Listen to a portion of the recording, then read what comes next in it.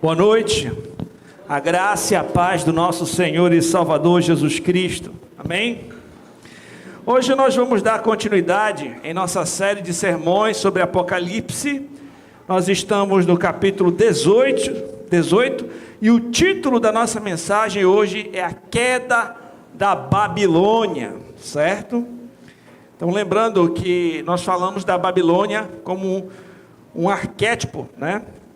João escreveu Apocalipse quando o Império Romano dominava. O Império Romano não existe mais, mas o texto hoje continua atual, certo? A palavra de Deus diz assim, Apocalipse 18: Depois destas coisas, vi descer do céu outro anjo, que tinha grande autoridade, e a terra se iluminou com a sua glória. Então exclamou com potente voz, dizendo: Caiu a grande Babilônia, se tornou morada de demônios, covil de toda espécie de espírito imundo, esconderijo de todo gênero de ave imunda e detestável, pois todas as nações têm bebido do vinho do furor de sua prostituição. Com ela se prostituíram os reis da terra, também os mercadores da terra se enriqueceram à custa da sua luxúria. Ouvi outra voz do céu dizendo: Retirai-vos dela, povo meu, para não serdes cúmplices em seus pecados, para não participardes dos seus flagelos, porque os seus pecados se acumularam até o céu. Deus se lembrou dos atos iníquos que ela praticou. Dai-lhe em retribuição, como também ela retribuiu. Pagai-lhe em dobro, segundo as suas obras. E no cálice que ela misturou bebidas, misturai dobrado para ela. O quanto a si mesma se glorificou, viveu em luxúria, dai-lhe igual medida, tormento e pranto. Porque diz consigo mesma: estou sentada como rainha, viúva não sou, pranto nunca hei de ver. Por isso, em um só dia, sobrevirão os seus flagelos. Morte, pranto e fome será consumida no fogo, porque poderoso é o Senhor Deus que a julgou. Ora, chorarão, se lamentarão sobre ela os reis da terra, que com ela se prostituíram, viveram em luxúria, quando virem a fumaceira do seu incêndio, e conservando-se de longe, pelo medo do seu tormento, dizem: ai, ai tu, grande cidade, Babilônia, tu, poderosa cidade, pois em uma só hora chegou o teu juízo. Sobre ela choram e pranteiam os mercadores da terra, porque já ninguém compra a sua mercadoria de ouro, de prata, de pedras preciosas, de pérolas, de linho fino, de púrpura, de seda, de escarlata, de toda espécie de madeira odorífera, todo gênero de objeto de marfim, toda qualidade de móvel, de madeira preciosíssima, de bronze, de ferro, de mármore, e canela de cheiro, especiarias, incenso, unguento, bálsamo, vinho, azeite, flor de farinha, trigo, gado, ovelhas, cavalos, carros, escravos e até almas humanas. O fruto sazonado que a tua alma tanto apeteceu se apartou de ti. Para ti se extinguiu tudo o que é delicado e esplêndido, e nunca mais serão achados. Os mercadores dessas coisas, que por meio delas se enriqueceram, conservar-se-ão de longe, pelo medo do seu tormento, chorando e pranteando, dizendo: ai, ai da grande cidade, que estava vestida de linho finíssimo, de púrpura, de escarlata, adornada de ouro, de pedras preciosas e de pérolas, porque em uma só hora ficou devastada tamanha riqueza. E todo piloto, todo aquele que navega livremente, marinheiros, quantos labutam no mar, conservam-se de longe. Então, vendo a fumaceira do seu incêndio, gritavam: que cidade se compara à grande cidade? Lançaram pó sobre a cabeça, chorando e pranteando, gritavam: ai, ai da grande cidade, na qual se enriqueceram todos os que possuem navios do mar. à custa da sua opulência, porque em uma só hora foi devastada. Exultai sobre ela, ó céus, e vós, santos, apóstolos, profetas, porque Deus contra ela julgou a vossa causa. Então um anjo forte levantou uma pedra, como grande pedra de moinho, e arrojou para dentro do mar, dizendo: assim, com ímpeto será arrojada a Babilônia, a grande cidade, e nunca jamais será achada. E voz de arpistas, músicos, de tocadores de flautas, de clarim, jamais em ti se ouvirá, nem artífice algum de qualquer arte jamais em ti se achará. Nunca jamais em ti se ouvirá o ruído de pedra de moinho. Também jamais em ti brilhará a luz de candeia, nem voz de noivo ou de noiva jamais se em ti ouvirá. Pois os teus mercadores foram os grandes da terra, porque todas as nações foram seduzidas pela tua feitiçaria. E nela se achou sangue de profetas, santos e de todos os que foram mortos sobre a terra. Vamos orar ao Senhor. Santo Deus e Pai, nós estamos diante da Tua santa palavra, Senhor, que tem tanto a nos instruir, que é a lâmpada para os nossos pés, que é a luz para o nosso caminhar, que alimenta a nossa alma. Eu te peço, Senhor, desvenda os nossos olhos para contemplarmos as maravilhas da Tua lei. Eu reconheço a minha fraqueza e total necessidade de Ti, e te suplico, Senhor, me usa como instrumento para expor com fidelidade a Tua palavra para a Tua igreja que aqui se reúne. Que o Teu Santo Espírito venha com poder e fale aos nossos corações, trazendo edificação para a Tua igreja e glória para o Teu nome. Que as palavras dos meus lábios, o meditar do meu coração, sejam agradáveis na Tua presença, Senhor, rocha nossa, Redentor nosso. Em nome de Jesus eu oro. Amém. Que texto grande. Capítulo inteiro, capítulo 18, que trata sobre a queda da Babilônia, aquela grande meretriz. Como nós falamos nas Escrituras, a Babilônia é como um arquétipo dessa cidade mundana, do mal, do mundo, que seduz, que não leva em consideração a palavra de Deus. Que ele foi... Essa Babilônia, ela foi de fato apresentada diante em contextos desses impérios. O Império Babilônico existiu de fato, mas aqui nos dias de João, quem estava ali governando era o Império Romano. Então quando eles liam essa carta, essas palavras, com certeza pensavam ali no seu contexto, na sua época.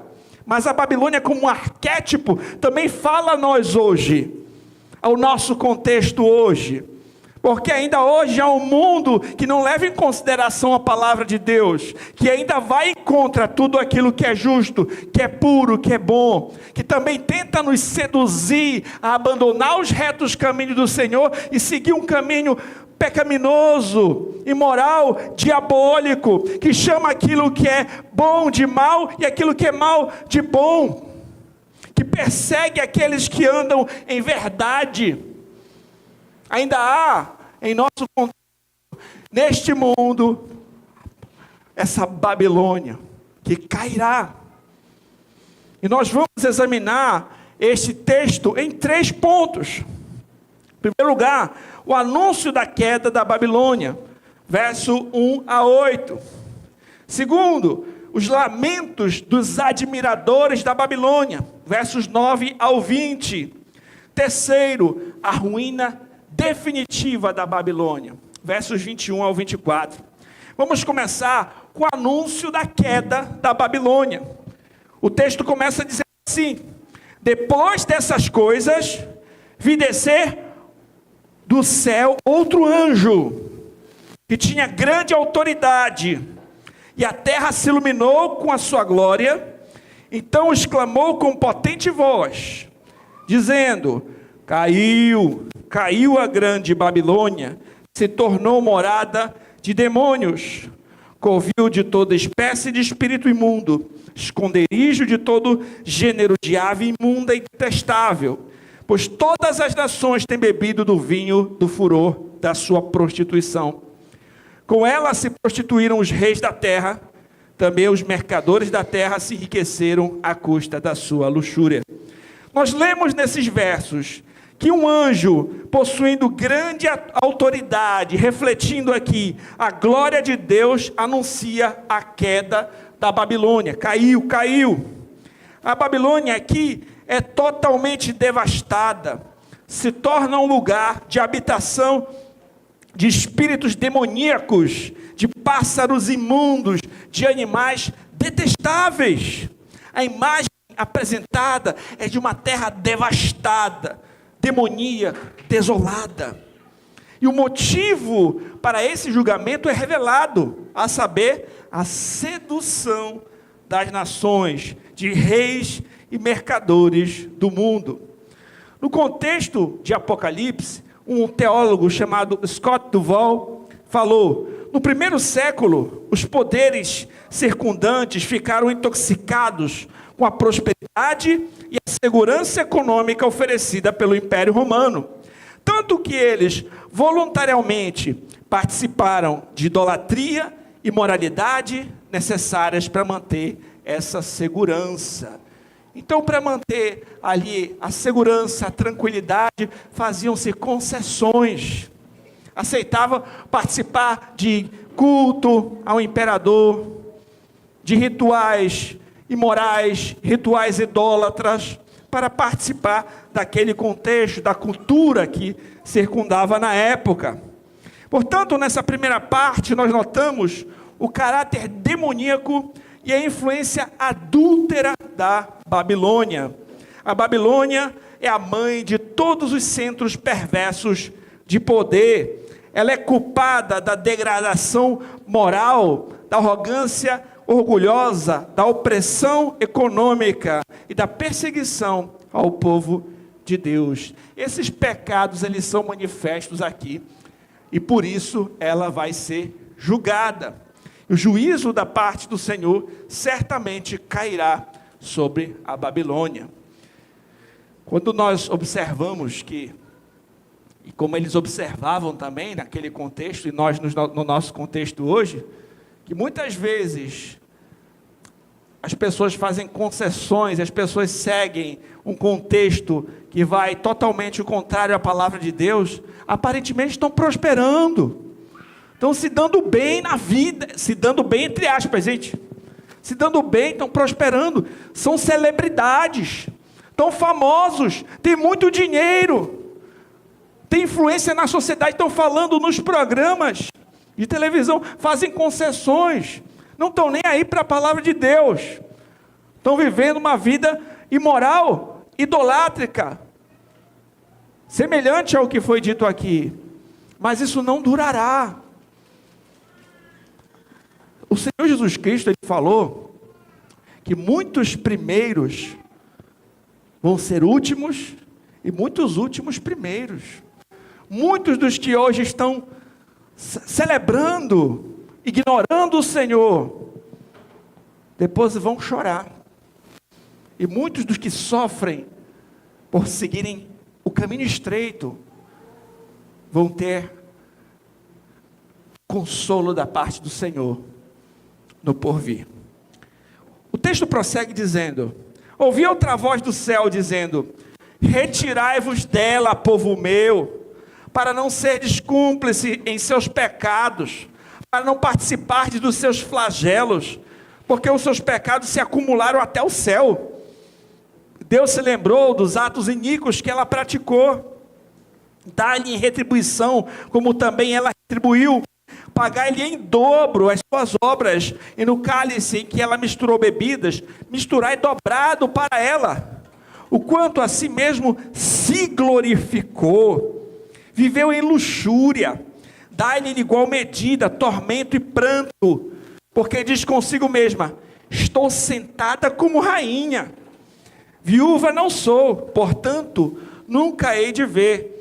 Por isso, em um só dia sobrevirão os seus flagelos. Morte, pranto e fome será consumida no fogo, porque poderoso é o Senhor Deus que a julgou. Outra voz celestial agora ordena ao povo de Deus: saia, Saia da Babilônia, corre daí, não tenha comunhão com isso. Não se conforme com o mundo, não siga as suas práticas. Não é esse o caminho que você deve seguir. Não faça isso, saia desse meio. Essa linguagem de advertência, ela também é encontrada em outras partes das Escrituras. Por exemplo, em Isaías 48:20, nós lemos: sai da Babilônia, fugi de entre os caldeus. Em Isaías 52:11, retirai-vos, sai de lá, não toqueis coisa imunda. Jeremias 51:45 diz: sai do meio dela, ó povo meu, e salve cada um a sua vida. Esses são textos dos profetas no Antigo Testamento. Mas quando nós vamos para o Novo Testamento, nós encontramos linguagem semelhante, proferida pelo apóstolo Paulo, lá em 2 Coríntios 6:17. Paulo disse: por isso, retirai-vos do meio deles, separai-vos, diz o Senhor, não toqueis em coisas impuras, e eu vos receberei. É certo que a mensagem que está sendo trazida aqui, não é que o povo de Deus deve viver isolado da humanidade, não é isso. Desse modo, como nós seríamos a luz do mundo? E também, como nós poderíamos proclamar o evangelho da salvação se nós vivêssemos isolados? Não, a gente tem que viver num mosteiro isolado da sociedade. Não é isso que ele está dizendo. Quando nós lembramos, por exemplo, da oração sacerdotal do nosso Senhor Jesus Cristo, ele orou, não para que Deus tirasse os seus discípulos do mundo, mas que os livrasse do mal, Em outras palavras, nós estamos no mundo, mas não podemos nos contaminar com as práticas pecaminosas do mundo. Para os destinatários aqui de Apocalipse, não queria dizer que eles deveriam deixar de viver em Roma, por exemplo, e sim que eles não deveriam seguir a cultura, o estilo de vida idólatra daquele lugar. A Babilônia deseja ocupar o trono de Deus, reinar em seu lugar. Você viu que foi dito que ela quer se apresentar como uma rainha, que senta num trono. Todavia sua queda será certa. Como nós vimos na mensagem anterior, aquela prostituta orgulhosa mencionada no texto, não representa só literalmente Babilônia ou Roma, mas significa um mundo afastado de Deus, que se opõe ao Senhor, sua palavra e a sua igreja. A consequência do orgulho da Babilônia é a sua queda sob o juízo do Senhor. A Babilônia ficará abandonada em ruínas. Quando vier o juízo de Deus, não haverá escapatória. Tem certas ilustrações que eu já trouxe em outras mensagens para vocês, mas vale a pena nós relembrarmos quando falamos a respeito desses assuntos, de nós estarmos no mundo, mas não sermos do mundo, de nós estarmos no mundo, mas sermos livrados do mal. Tem ilustrações que são muito boas, então vale a pena a gente ouvir mais uma vez. Uma delas é a de uma canoa num lago. A canoa, ela está sobre o lago, mas a água não deve entrar na canoa. Nós estamos no mundo, mas não devemos nos contaminar com o mundo. Se a água começa a entrar na canoa, daqui a pouco ela vai pesar. Corre o risco da canoa afundar, certo? O outro exemplo claro que nós observamos nas Escrituras sobre isso, aconteceu inclusive na Babilônia literal, quando Daniel e seus amigos foram levados cativos para lá. Então Daniel foi para a Babilônia, mudaram o nome dele, ele teve que aprender toda a cultura dos caldeus, a língua, o contexto todo diferente. Ele estava em um outro contexto, ele estava na Babilônia, literalmente. Mas quando chega na hora de colocar a sua fé em prova, quando chega na hora em que ele vai ter que decidir obedecer a Deus ou aos homens, ou pecar contra Deus, quando dizem, olha, você vai ter que comer das finas iguarias do rei, a Bíblia diz que Daniel escolheu não se contaminar. Então ele estava na Babilônia, mas ele não se contaminou com aquilo que transgredia a lei do Senhor. De forma semelhante, os seus amigos, Sadraque, Mesaque e Abednego, estavam na Babilônia, mudaram os nomes deles, tiveram que aprender a cultura, trabalhar lá, viver lá.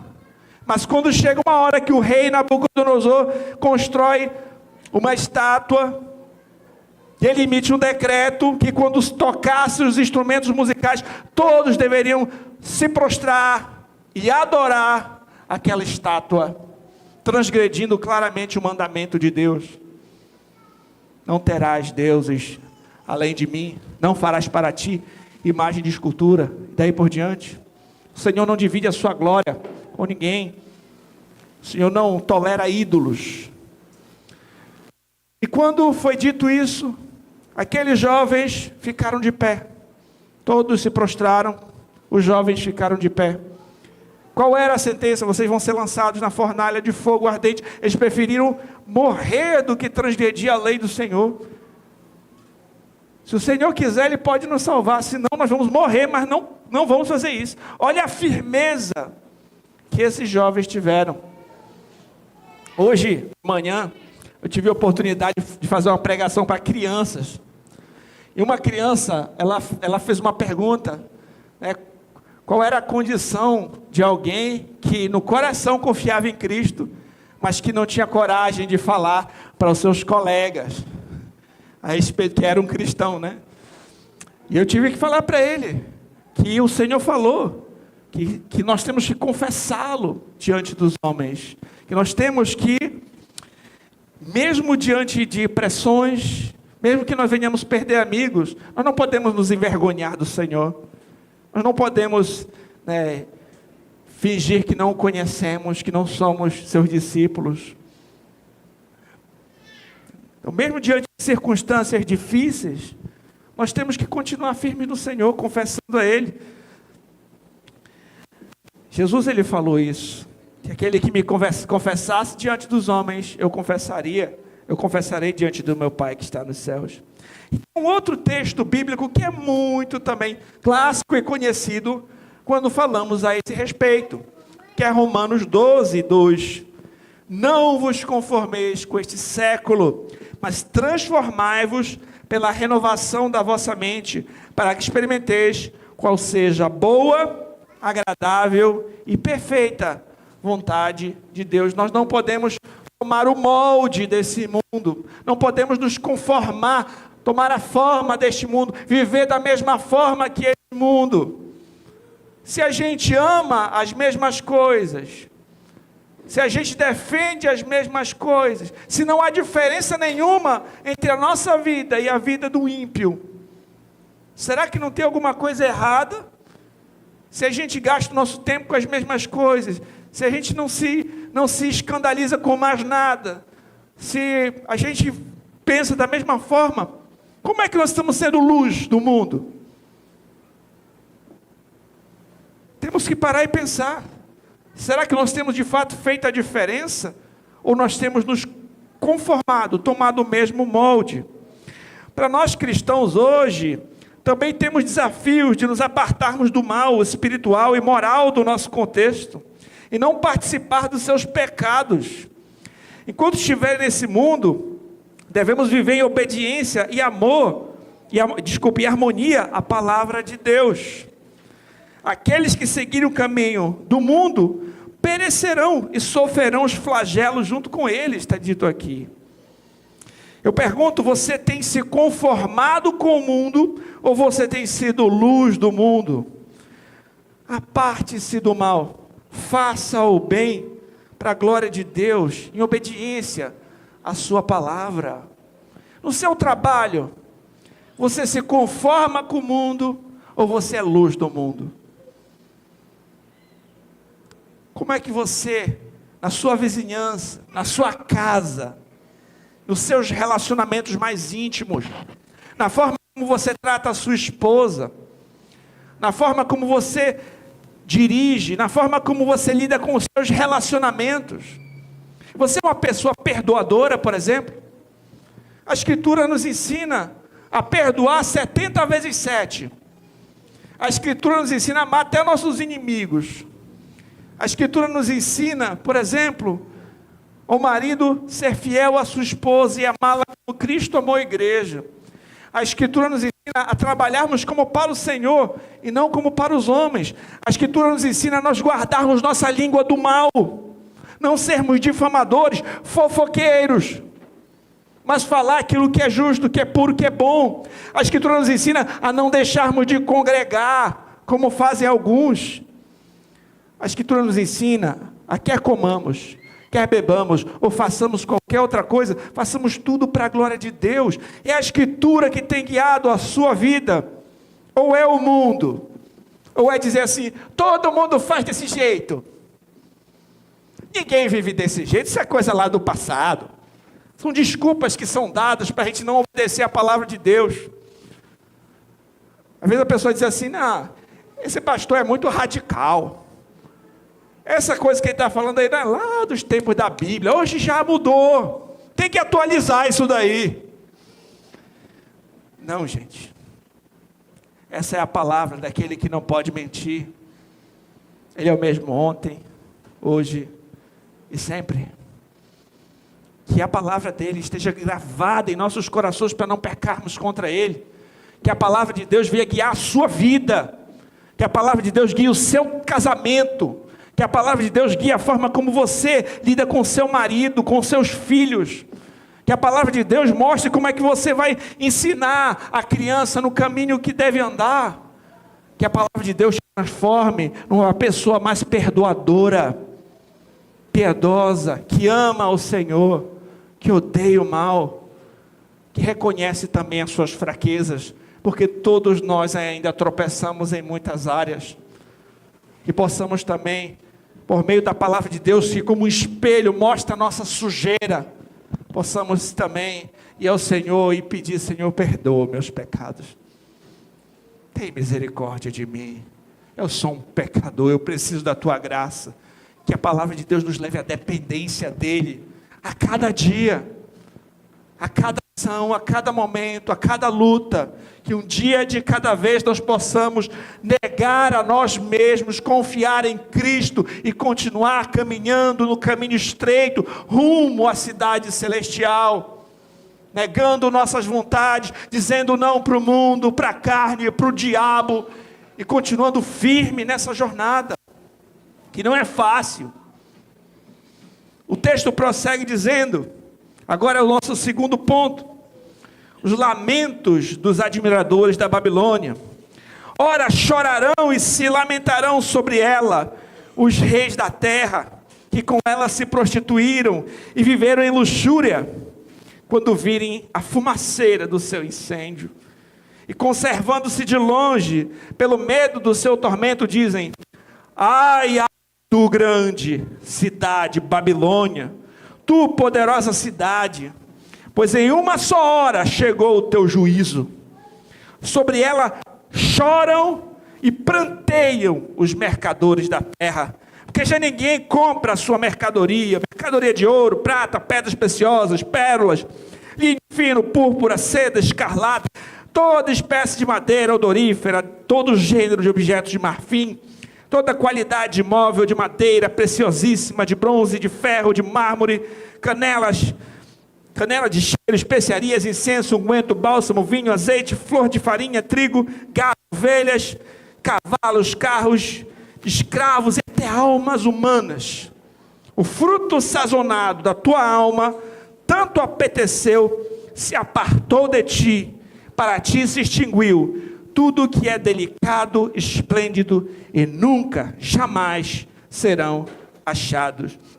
Essa passagem longa que eu acabei de ler apresenta o lamento daqueles que estão em desespero com a queda da Babilônia.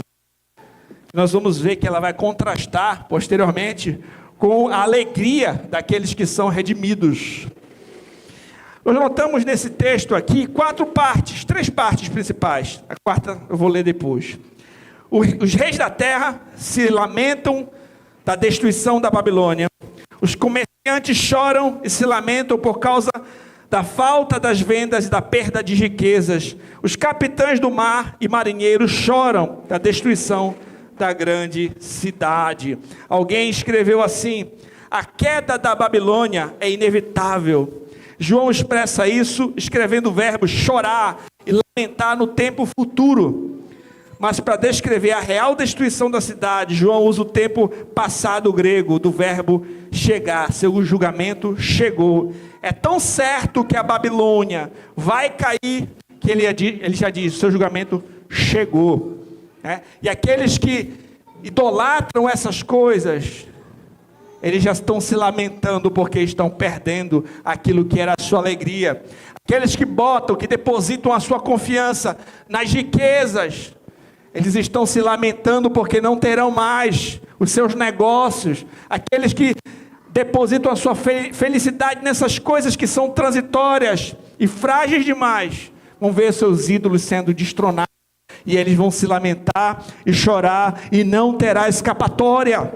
E eles sabem que o juízo também virá sobre eles. O texto prossegue dizendo: os mercadores destas coisas, que por meio delas se enriqueceram, conservar-se-ão de longe pelo medo do seu tormento, chorando e pranteando, dizendo: ai, ai da grande cidade, que estava vestida de linho finíssimo, de púrpura, de escarlata, adornada de ouro, de pedras preciosas, de pérolas, porque em uma só hora ficou devastada tamanha riqueza.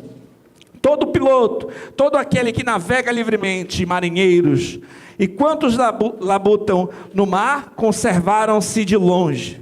Então, vendo a fumaceira do seu incêndio, gritavam: que cidade se compara à grande cidade? Lançaram pó sobre a cabeça, chorando, pranteando, gritavam: ai, ai da grande cidade, na qual se enriqueceram todos os que possuíam navios no mar, à custa da sua opulência, porque em uma só hora foi devastada. Queridos, a Babilônia dos tempos antigos, quanto o Império Romano, nos dias de João, eles buscavam luxo e riquezas materiais, e com a queda desses impérios, os reis choraram e lamentaram pela enorme perda financeira que havia ocorrido. Em outras palavras, quando aquilo que era idolatrado por eles é removido, eles sofrem e se lamentam. Eles sabem que a hora do castigo para eles também está chegando. De forma repentina, a grandeza da Babilônia chegou ao fim. Eu trouxe um comentário sobre o contexto da época, para a gente também ter uma noção sobre como foi, como é que acontecia naquela época. Nos tempos antigos, o comércio era extenso, internacional e variado. Para ilustrar, navios que iam para a Itália com produtos para serem vendidos em Roma, vinham de todos os portos ao longo da costa mediterrânea. Embora alguns navios sofressem naufrágio, o volume do tráfego no oceano era extraordinário.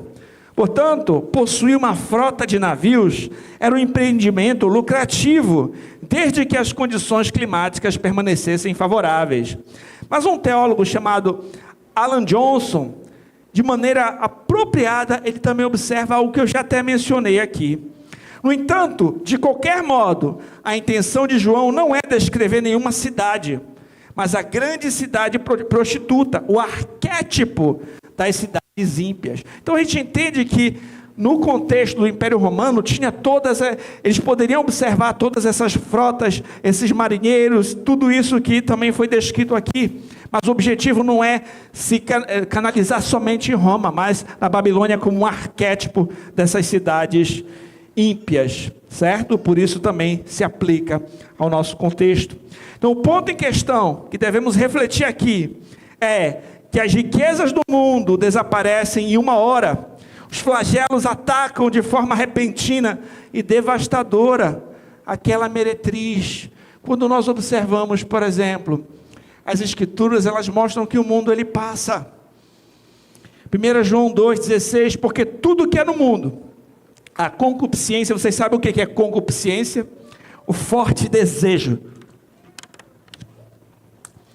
forte desejo da carne, o forte desejo dos olhos e a soberba da vida não veio do Pai, mas do mundo. Ora, o mundo passa e a sua concupiscência, mas aquele que faz a vontade de Deus permanece para sempre. Às vezes as pessoas elas estão muito apegadas somente naquilo que é material, somente aquilo que o dinheiro pode comprar, e às vezes dependem da sua esperança, as suas expectativas, a sua confiança nessas coisas. Mas queridos, isso passa. Se Deus nos fizer prosperar, amém, glória a Deus. Mas e se o Senhor tirar tudo, como aconteceu com Jó? Nós vamos abandonar o Senhor? Nós estamos com saúde, glória a Deus. Mas e quando a doença vier? Nós vamos abandonar o Senhor? Nós temos onde morar, o que comer e o que vestir. Mas se acontecer um desastre, por exemplo, aconteceu há pouco no Rio Grande do Sul, pessoas ficaram sem suas casas, e aí como é que nós vamos ficar? Quando as circunstâncias mudam, quando a tempestade vem, a gente percebe que essas coisas elas não são rochas firmes para nós nos segurarmos. Nós temos que estar firmados em quem? No Senhor.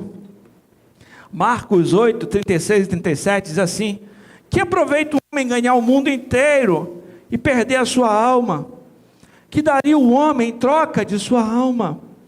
Lucas 12, do 16 ao 21 diz assim: lhes proferiu ainda uma parábola dizendo: o campo de um homem rico produziu com abundância, e arrazoava consigo mesmo dizendo: que farei, pois não tenho onde recolher os meus frutos? E disse: farei isto, destruirei os meus celeiros, reconstruí-los-ei maiores, recolherei todo o meu produto, todos os meus bens. Então direi à minha alma: tens em depósito muitos bens para muitos anos, descansa, come, bebe e regala-te.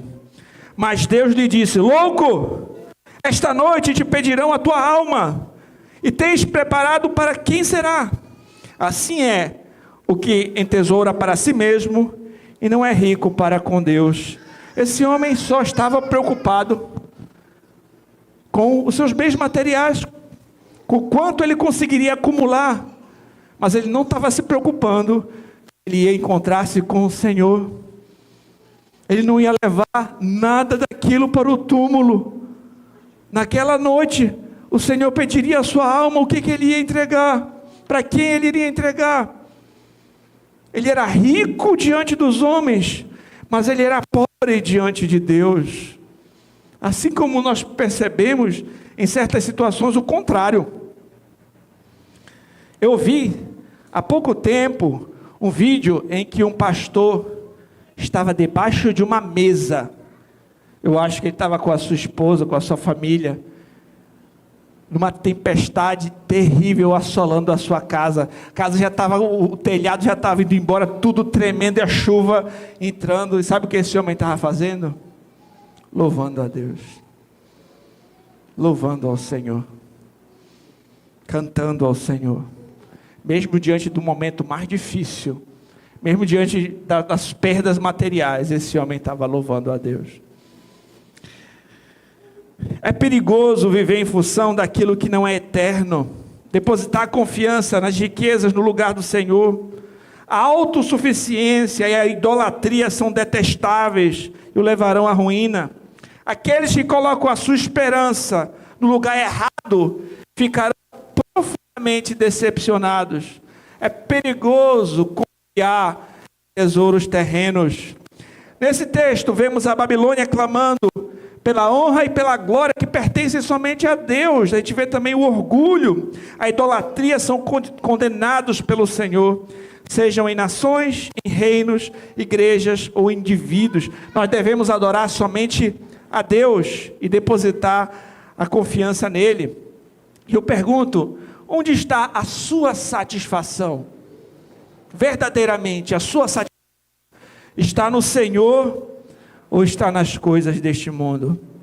São coisas que cada um de nós tem que avaliar a si mesmo e refletir. A minha satisfação está em Deus. Ele de fato é o meu refúgio, a minha fortaleza, o meu socorro bem presente na hora da angústia. É nele que eu estou confiando. E o nosso terceiro e último ponto é a ruína definitiva da Babilônia, versos 21 ao 24. O texto diz assim: exultai sobre ela, ó céus, e vós, santos, apóstolos e profetas, porque Deus contra ela julgou a vossa causa. Só antes de eu ler os outros, olha isso aqui. Exultai sobre elas, vós, santos profetas, porque Deus julgou a vossa causa. Nós vamos ver que enquanto os outros estão chorando, o povo de Deus está exultando nesse momento.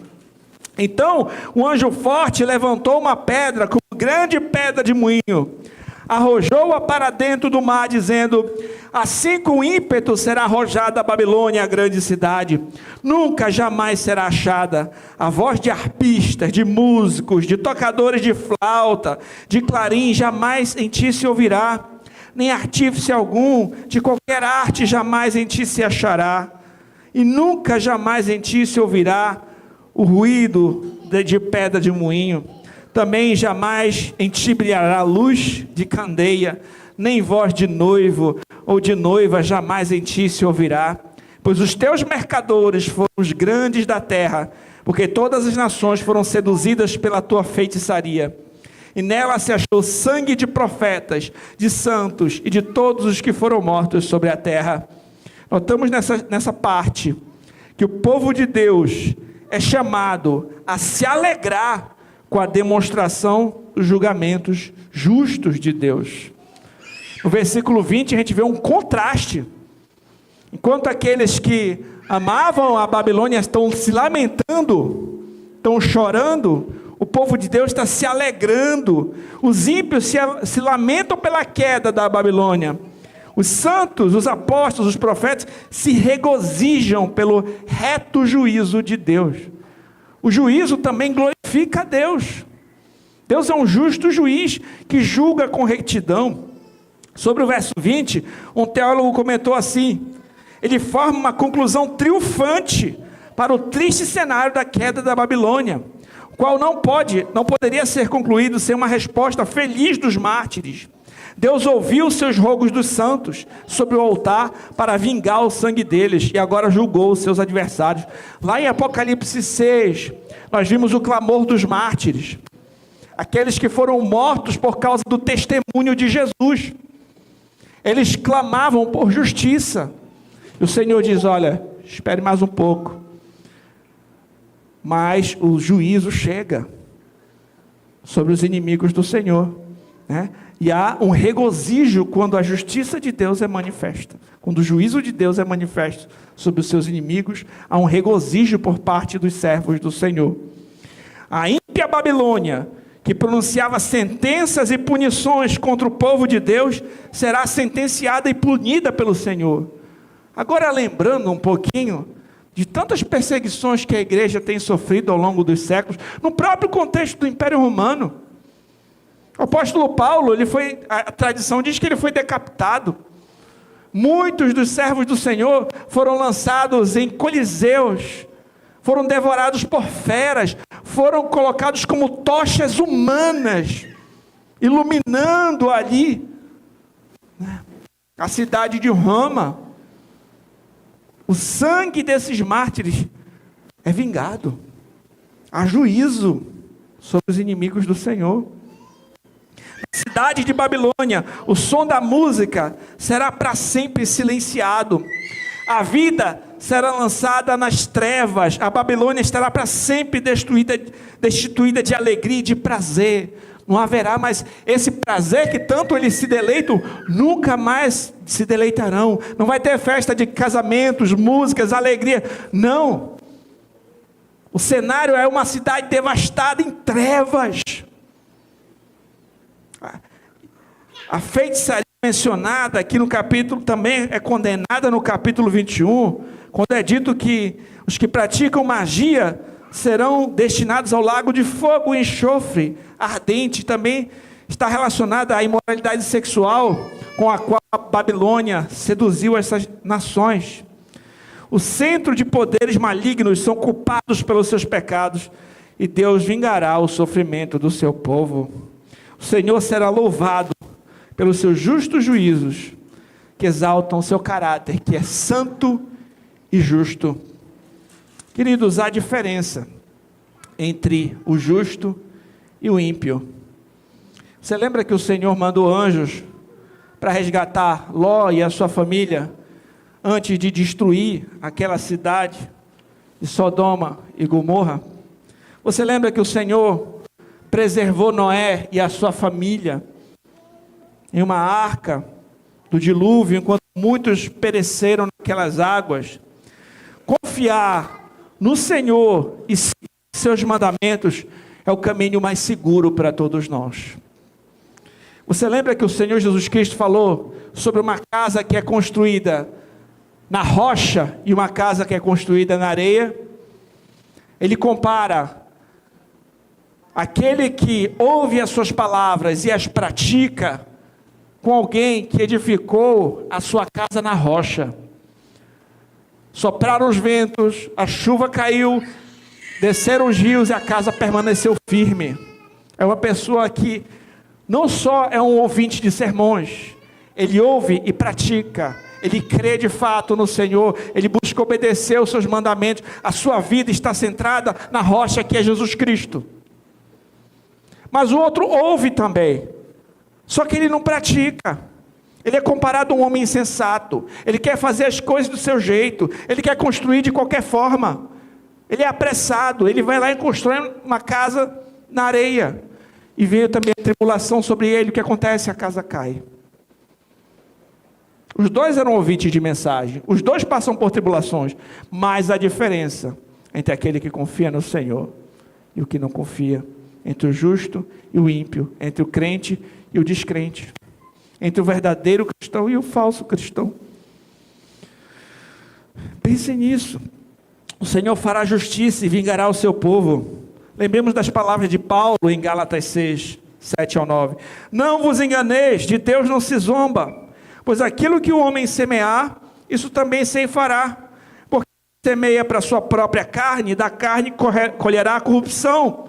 Mas o que semeia para o Espírito, do Espírito colherá vida eterna. Não nos cansemos de fazer o bem, porque a seu tempo ceifaremos, se não desfalecermos. Em Mateus 16, do 25, nós vemos que todo crente fiel, que fielmente servir a Cristo, vai viver sofrimento pelo seu nome. É dito lá: quem quiser salvar a sua vida, perdê-la-á. Quem perder a sua vida por minha causa, achá-la-á. Queridos, nós vimos nesse texto que quantos ímpios se lamentam e choram pela queda da Babilônia, sabendo do seu iminente juízo, os servos do Senhor se alegram, se regozijam pelo reto juízo do Senhor. Enquanto os ímpios chorarão, o povo de Deus exultará. E eu pergunto a você, de que lado você vai estar? Eu finalizo esse sermão lendo 2 Timóteo 2, do 11 ao 13. Palavra fiel é esta: se morrermos com Ele, também com Ele viveremos. Se sofrermos, também com Ele reinaremos. Se o negarmos, também Ele nos negará. Se formos infiéis, Ele permanece fiel, não podendo negar-se a si mesmo. Que a nossa fé e a nossa confiança estejam em Jesus Cristo e não nas coisas desse mundo. Vamos ao Senhor em oração. Santo Deus e Pai Todo-Poderoso, nós te louvamos e te agradecemos pela Tua palavra, Senhor. Pai, que nós não sejamos somente ouvintes, mas praticantes da Tua palavra. Grava ela no nosso coração, para não pecarmos contra Ti. Desperta-nos, Senhor, para Te buscar e viver, Senhor, a cada dia mais no Teu caminho, confiando em Ti, cheios do Teu Espírito, Senhor. Desperta-nos, Senhor, para uma comunhão mais íntima contigo e um desejo, Senhor, de Te obedecer. Coloque em nós, Senhor, você é o Senhor que opera em nós, tanto o querer como o efetuar de acordo com a tua vontade. Tu coloque em nós esse desejo, Senhor, de orar, de te buscar, de meditar na tua palavra, de ter comunhão com nossos irmãos, de nos afastar do mal e fazer o bem. Que a nossa vida seja para a tua glória. Abençoa a tua igreja e a todos aqueles que estão me ouvindo agora. Em nome de Jesus, amém. Esse momento, como de